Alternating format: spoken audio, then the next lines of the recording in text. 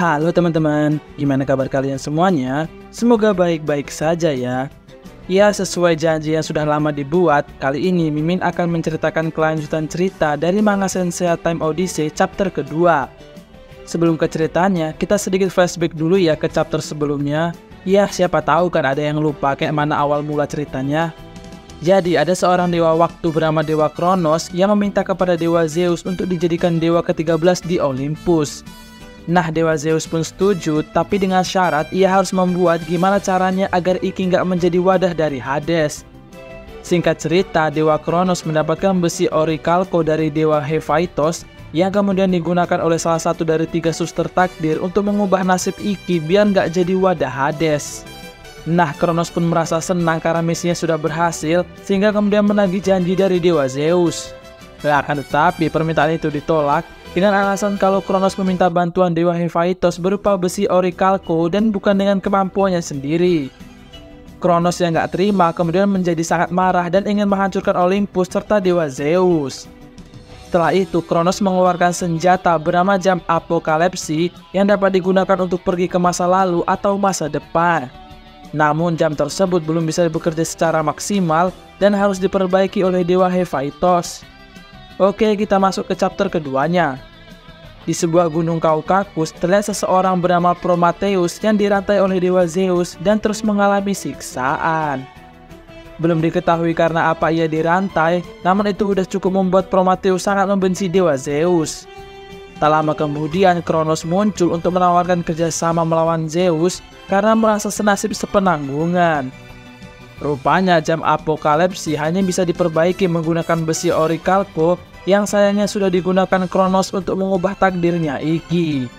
Besi itu hanya bisa dibuat kembali oleh Prometheus, maka dari itulah Kronos mencoba membebaskannya. Namun rupanya rantai itu bukanlah rantai biasa, melainkan rantai yang sama seperti milik Andromeda. Prometheus menceritakan kalau ada seorang yang terpilih untuk menggunakan jubah Andromeda, sehingga ialah kunci agar mereka bisa mengetahui cara kerja dari rantai tersebut. Akan tetapi Prometheus meminta Kronos untuk bersabar sampai sen tersebut bisa membangkitkan Seven Senses dan potensi terkuatnya. Selanjutnya kita diperlihatkan pertarungan saat di 12 istana set emas, di mana Kronos sedang memperhatikan pertarungan Andromeda melawan Aphrodite. Andromeda pun berhasil mengalahkan Aphrodite sampai jubahnya hancur, namun Kronos masih juga belum mengerti cara kerja dari rantai tersebut. Sehingga dengan kekuatan manipulasi waktunya, ia melambatkan sisa 1 jam terakhir agar saya bisa menyelamatkan Athena. Dengan begitu, set emas Aries atau Mu pasti akan memperbaiki jubah mereka setelah itu dan membuatnya mempunyai waktu kembali untuk menganalisis rantai Andromeda. Beberapa hari kemudian, terlihat 2 orang anak buah Kronos bernama Ophialtes dan Demonio, di mana Ophialtes kesal karena Kronos malah membantu Athena musuh mereka. Akan tetapi Demonio menjelaskan kalau Kronos suatu saat akan memerlukan rantai Andromeda untuk menghancurkan Olympus, maka sebab itu ia menolong Athena. Tak lama kemudian Arthos datang sambil membawa kabar kalau jubah Andromeda sudah selesai diperbaiki oleh Aries Mu di Giamir. Sehingga ia meminta Ophialtes untuk mengambilnya ke sana. Namun muncul lagi sosok lain bernama Eastre yang meminta kepada Arthos agar ia sajalah yang pergi ke Giamir. Arthos pun gak keberatan, bahkan menyuruh Ophialtes untuk menemaninya. Demonio tampak kesal dengan keputusan itu karena ia gak diikut-sertakan pergi bersama mereka. Sementara itu di Giamir, jubah saya dan kawan-kawan sudah selesai diperbaiki oleh Aries Mu yang sedang bersama ayahnya Saina. Sedangkan saya dan yang lainnya masih dirawat di rumah sakit setelah pertarungan di 12 istana set emas. Kemudian saat ayah Saina mencoba melihat rantai di jubah Andromeda, tiba-tiba rantai tersebut bergerak sendiri karena ada ancaman yang datang. Rupanya itu ulah dari anak buah Kronos yang beruntung dengan jurus Stardust Revolution, Aries Mu dapat mengalahkan mereka semua. Tak lama kemudian Ophialtes muncul dan ia tahu kalau akan sulit menghancurkan Crystal Wall jika menyerangnya secara langsung. Sehingga ia memukul pijakan Aries Mu yang seketika pertahanan Crystal Wall-nya hancur dengan sangat mudah. Lalu dari bayangan Ophialtes muncul anak buahnya bernama Dialos yang kemudian ia menyuruhnya untuk mengambil jubah Andromeda. Akan tetapi, ia seperti tersambar listrik ketika menyentuh rantai tersebut karena rupanya Andromeda menyadari kalau jubahnya dalam bahaya. Sehingga Aries Mo kemudian menggunakan jurus teleportasinya untuk memanggil saya dan kawan-kawan datang ke sana. Tak perlu waktu lama, mereka langsung menggunakan jubahnya masing-masing yang udah diperbaiki oleh Aries Mo. Setelah itu, saya mencoba menyerang dengan jurus Pegasus Ryoseiken miliknya yang rupanya Ophialtes mampu bertahan dari serangan tersebut. Di sisi lain, Aries Mo memilih mundur karena tugas utamanya adalah melindungi Athena dan ia juga percaya kalau saya dan kawan-kawan sudah cukup untuk mengalahkannya. Lalu saya meminta Shiryu dan Hyuga untuk melindungi Andromeda karena ia akan mencoba menyerang lagi yang secara kebetulan Ophialtes juga menyerangnya.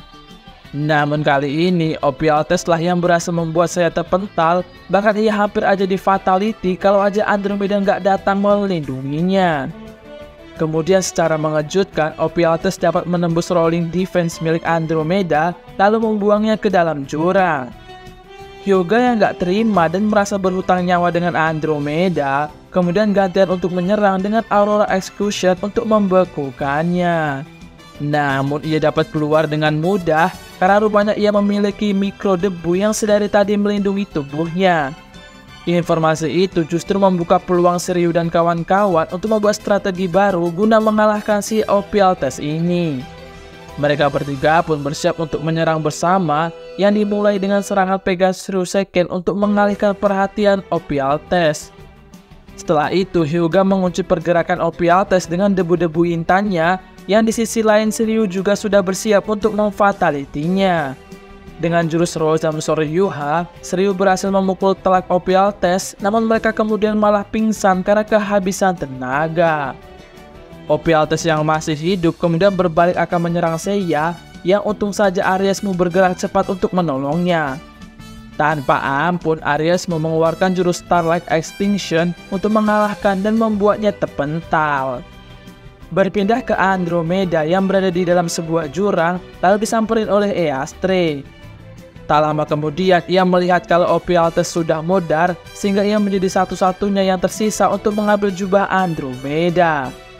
Beruntung Andromeda dapat menahan serangan kejutan dari Eastre dengan rolling defense-nya. Namun karena serangan itu, Andromeda merasa kalau Eastre ini sedang diselimuti rasa kebencian yang sangat besar, serta aroma yang ia miliki seperti gak asing baginya. Hingga akhirnya Eastre mengeluarkan jurus Crystal Rose yang berhasil mengenai Andromeda sampai membuatnya terpental.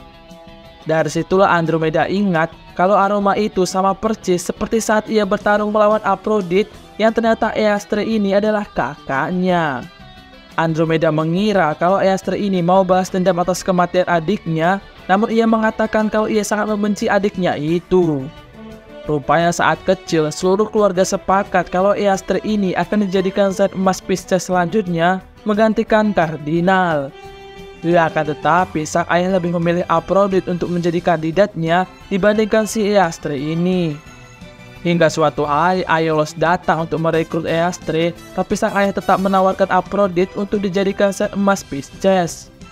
Eastre yang kecewa memutuskan untuk minggat dari rumah sambil terus mengingat senyum licik Aphrodite yang ia kira sebagai senyum kesenangan. Dari situlah ia bergabung dengan Dewa Kronos untuk membuktikan kepada dunia kalau ia lebih hebat dibandingkan Aphrodite. Saat Eastre mencoba menyerang lagi, Andromeda mengeluarkan Nebula Stream yang membuat Eastre gak bisa bergerak. Tapi seperti biasa, Andromeda gak berniat membunuhnya, apalagi setelah melihat kesedihan di mata Eastre. Andromeda mengatakan kalau Eastre berbohong dengan dirinya sendiri, yang padahal ia sangat menyayangi adiknya itu. Dirasa sok tahu, Eastre yang gak terima kemudian menyerang balik Andromeda hingga membuatnya terpental dan mengeluarkan banyak darah. Seketika Andromeda teringat pertemuan terakhirnya bersama sang guru yang mengatakan kalau darahnya kemungkinan memiliki ikatan yang kuat dengan rantai di jubahnya. Bahkan rantai tersebut bisa bertambah kuat dan menuruti apapun perintahnya jika tercampur dengan darahnya. Benar saja, perlahan rantainya mulai menghisap darah yang berceceran di tubuhnya dan menjadikannya berubah warna menjadi merah. Setelah darah menyelimuti seluruh rantainya, ia kemudian menyerang balik Eastre dengan jurus bernama Trigger from Reminiscence. Akan tetapi jurus tersebut nggak bermaksud membunuh Eastre, melainkan membuatnya mengingat kejadian di masa lalu yang ia lupakan. Dimana saat ia main pergi gitu aja, rupanya Aphrodite membela dirinya, bahkan mengakui kalau Eastre lah yang lebih cocok menjadi set emas Pisces. Aphrodite yang kesal sempat akan memukul Aiolos, yang rupanya saat itu ia juga sudah menyiapkan topeng untuk Eastre. Tapi karena Eastre sudah terlanjur pergi, Aiolos pun terpaksa membujuk Aphrodite agar mau menjadi set emas Pisces selanjutnya. Di tengah penyesalannya, Andromeda menambahkan kalau sebenarnya Eastre mendengar pembelaan yang dilakukan oleh adiknya dulu, namun karena rasa bencinya, ia seolah nggak mendengarnya. Sayang ketika ia sudah sadar, tiba-tiba sebuah tombak datang menghujam tubuhnya sampai ia tewas seketika. Rupanya itu ulah dari Demonio yang tanpa banyak berkata-kata, ia kemudian main pergi gitu aja. Singkat cerita, pertarungan pun selesai, di mana Andromeda membawa jasad Eastre lalu meminta kepada Aries-mu untuk menguburkannya di dekat kuburan Aphrodite. Di sisi yang berbeda, Demonio memberitahu kepada Kronos kalau rahasia dari rantai Andromeda adalah darah Andromeda itu sendiri.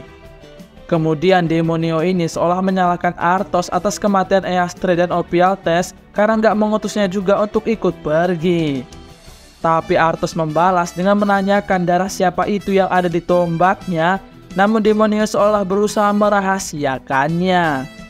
Singkat waktu, Kronos berencana pergi ke masa lalu untuk mengambil darah Andromeda menggunakan jam apolepsi. Akan tetapi karena jam tersebut belum diperbaiki, ia hanya bisa pergi beberapa hari saja sebelum hari itu dan hanya memiliki waktu 1 jam. Alhasil ia memilih kembali ke masa saat Andromeda hampir tewas melawan Aphrodite lalu mengambil darahnya. Singkat cerita, Kronos berhasil mendapatkan darah Andromeda yang kemudian ia gunakan untuk membebaskan Prometheus. Kemudian chapter pun berakhir. Yah, padahal lagi seru-serunya, malah habis.